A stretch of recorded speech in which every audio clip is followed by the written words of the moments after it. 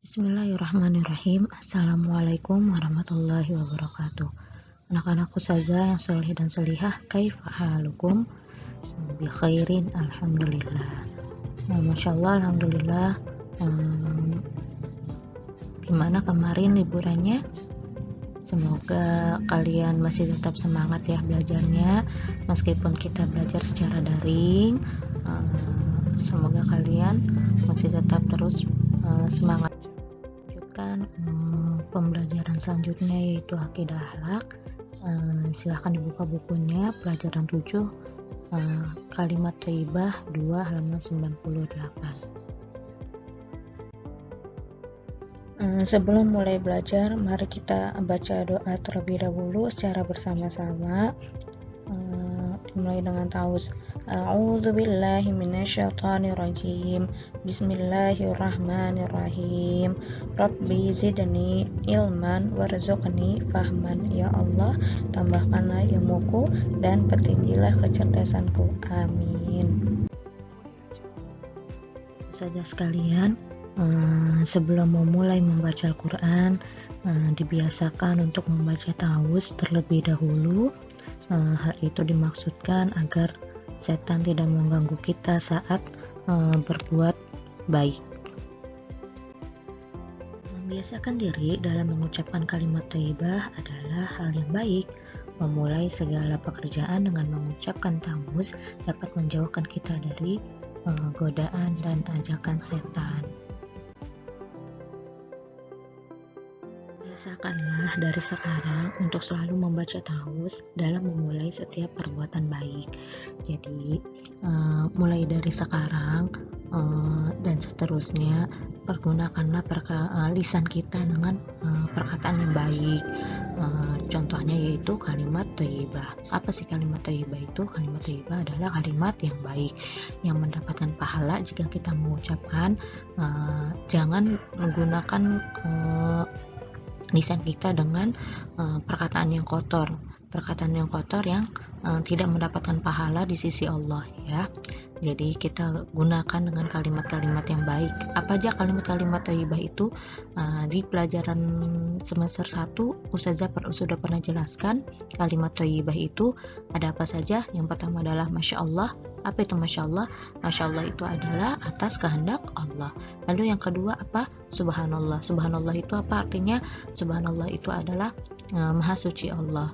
Lalu Alhamdulillah. Dan sekarang kita belajar tentang kalimat thayyibah yang kedua, yaitu ta'awuz. Setan senantiasa membisikkan was-was ke dalam hati ketika manusia akan atau sedang melaksanakan ibadah dan amal soleh. Oleh sebab itu, ketika kita akan melaksanakan ibadah, bacalah ta'awuz. Insya Allah kamu akan dijauhkan dari gangguan setan yang terkutuk. Nah, tahukah kalian bagaimana lafal ta'awuz itu? Lafal ta'awuz itu adalah a'udzubillahi minasyaitonirrajim. Jadi kapan aja sih kita mengucapkan kalimat ta'awuz ini? Kalau ketika kita mengucapkan kalimat ta'awuz itu, misalkan contohnya ketika kita sedang sholat 5 waktu, ketika kita sedang makan, ketika kita sedang apalagi belajar, apapun itu pekerjaan yang baik, perbuatan yang baik, maka kita ucapkan a'udzubillahi minasyaitonirrajim.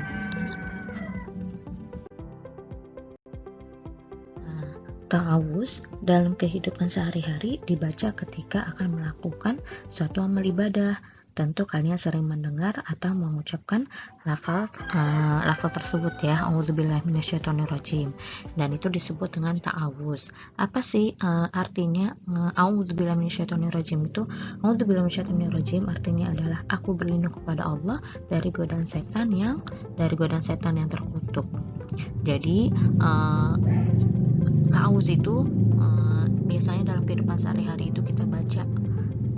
Itu karena merupakan amalan ibadah. Kita membaca Al-Quran, membaca ta'awuz. Jadi apapun itu pasti kalian sudah sering mendengar. Makanya Ustazah kalau membaca Al-Quran, Ustazah mulai dengan kalimat ta'awuz agar supaya kita terlindung dari godaan setan yang terkutuk.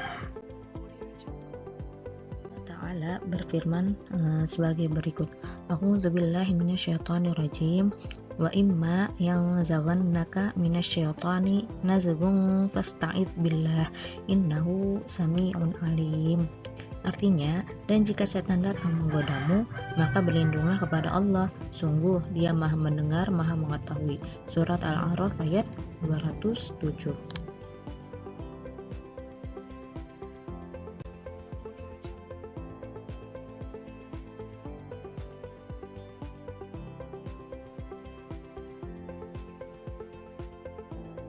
Melihat mereka jauh di luar kemampuan manusia. Setan juga tak mengenal waktu dan kesempatan, baik di waktu jaga maupun tidur, baik laki-laki maupun perempuan, tua maupun anak-anak, mereka menggodanya. Mereka juga menggoda para nabi. Jadi tidak hanya manusia biasa saja, para nabi pun digoda oleh setan. Ya, ingat nggak kisahnya Nabi Adam alaihissalam dan Hawa saat diusir dari surga? Apa gara-garanya? Nah, ada yang masih ingat nggak ceritanya kisah Nabi Adam dan Hawa? Coba Ustazah akan ceritakan kembali ya. Semoga kalian nanti masih ada yang ingat-ingat nih. Jadi dalam surga itu terdapat buah khuldi yang buah-buahannya sangat menggiurkan bagi siapapun yang melihatnya. Nah, jadi namun sayang Allah melarang siapapun untuk memetik dan memakan buah tersebut. Nah, akhirnya iblis pun melihat hal tersebut sebagai kesempatan untuk merayu Nabi Adam dan Hawa untuk mengiming-iming kelezatan buah khuldi yang tiada tara itu. Nah, terus akhirnya Nabi Adam dibujuklah oleh Nabi Adam dibujuklah oleh iblis, dan iblis mengatakan, makanlah, itu adalah buah yang rasanya paling enak. Nah, itu bujuk iblis. Nah, tapi kata Nabi Adam, tapi ucapan Allah telah membatalkan kami untuk menghentikan pohon itu. Itu kata Nabi Adam. Lalu kata iblis, oh, itu karena jika kalian memakannya, kalian akan menjadi makhluk yang abadi kalau memakan buah khuldi itu. Nah, akhirnya Nabi Adam dan Hawa akhirnya terbujuklah rayuan iblis itu untuk memetik dan memakan buah tersebut. Nah, setelah mereka berdua makan buah tersebut, tiba-tiba auratnya Nabi Adam dan Hawa ini menjadi terbuka, dan mereka segera mencari daun-daun di surga untuk segera menutupi auratnya. Nah, akhirnya iblis pun merasa bahagia. Akhirnya dia tertawa terbahak-bahak karena merasa berhasil memperdayai Nabi Adam dan Hawa untuk tidak taat kepada Allah Subhanahu wa Ta'ala. Nah, akhirnya Adam dan Hawa pun menyadari bahwa mereka telah merujuk pada dosa. Mereka lantas langsung berdoa kepada Allah untuk memohon ampun. Wahai Tuhan kami telah mendatangi kezaliman pada diri kami. Jika Engkau tidak mengampuni kami dan mengasihani kami, pastilah kami termasuk orang-orang yang merugi. Nah, akhirnya Nabi Adam dan Hawa pun diturunkan dari surga oleh Allah karena melanggar itu, memakan buah khuldi. Nah, di sini pun tidak hanya Nabi Adam dan Hawa aja yang digoda. Nabi Musa juga pernah digoda, termakan bujukan iblis karena Nabi Musa pada saat melakukan peperangan, Nabi Musa membunuh korban, akhirnya sampai meninggal. Padahal Nabi Musa di situ tidak sadar dan dia merasa bahwa itu adalah bujukan setan. Lalu ada Nabi Isa, Nabi Yahya, bahkan Nabi Muhammad pun termakan bujukan setan. Iblis sering menggoda manusia justru ketika sedang sholat. Ketika kalian sedang khusyuk sholat, tiba-tiba ada yang keinginan untuk bermain, kebetulan kalian mempunyai mainan baru. Jadi biasanya nih kalian kalau sedang sholat sukanya buru-buru karena ada sesuatu yang diiming-imingkan. Apa misalkan? kalian wudhu tidak sesuai syariat, wudhunya asal-asalan, tangannya tidak sesuai dengan sikut, tidak sampai siku, lalu kakinya cuma disiram-siram aja karena sholatnya terburu-buru, piran udah mulai sholat, bacanya cuma qomat kamit, cuman bacanya qomat kamit, tidak dipakai hati bacanya, padahal itu adalah godaan iblis, godaan setan itu. Jadi kalian kalau ingin sholat itu, badan kita, raga kita sedang sholat, maka kita fokuskan beribadah kepada Allah.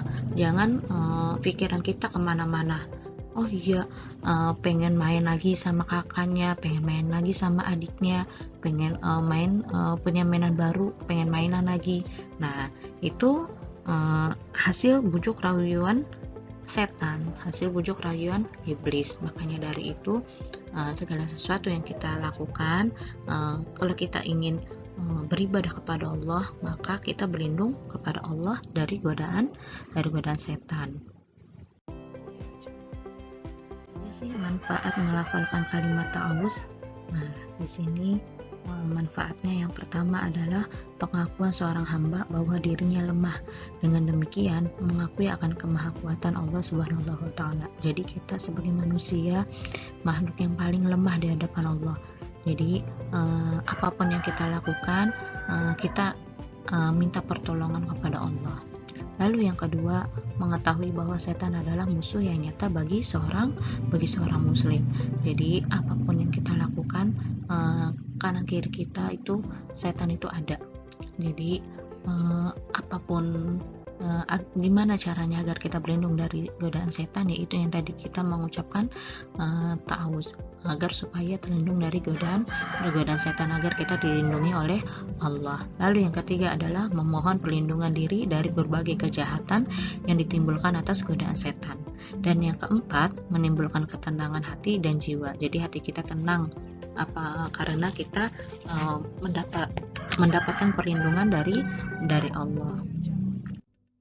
Kemudian silahkan dibuka halaman 102 dan 103, itu adalah tugasnya. Silahkan Anda kerjakan bagian A dan bagian B saja ya.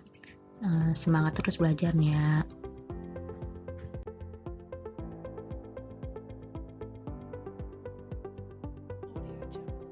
Alhamdulillah, akhirnya selesai juga pembelajaran hari ini, yaitu akidah akhlak, membahas tentang kalimat thayyibah, lafal a'udzubillahi minasyaitonirrajim.